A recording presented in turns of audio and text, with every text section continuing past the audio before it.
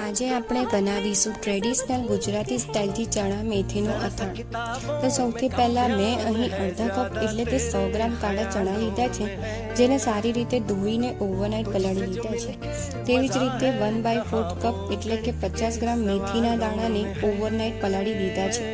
બીજી બાજુ કાચી રાજાપુરી કેરી જે વજનમાં 500 ગ્રામ છે, તેના નાના નાના કટકા કરીને મીઠું અને હળદર ઉમેરીને અડધો કલાક રેસ્ટ આપી દઈશું।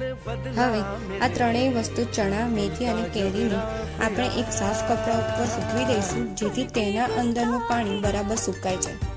હવે ત્રણેય વસ્તુ સુકાઈ જાય ત્યાર પછી એક ડીશમાં રાઈના કુરિયા, મેથીના કુરિયા, વાટેલી વરિયાળી, કાશ્મીરી લાલ મરચું પાવડર, હિંગ અને ગરમ તેલ ઉમેરીને તેને ઢાંકીને થોડીવાર માટે રેસ્ટ આપીશું। મસાલાને બરાબર મિક્સ કરી તેની અંદર હળદર, મરચું પાવડર, મીઠું ઉમેરીને બરાબર રીતે હલાવી લઈશું।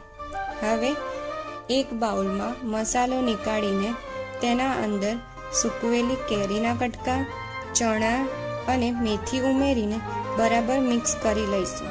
હવે એક સાફ કાચની બરણીમાં અથાણું ભરીને તેના ઉપર ગરમ કરીને ઠંડુ કરેલું સિંગ તેલ ઉમેરીશું ને 2 થી 3 દિવસ માટે અથાણા મૂકી દઈશું। તો તૈયાર છે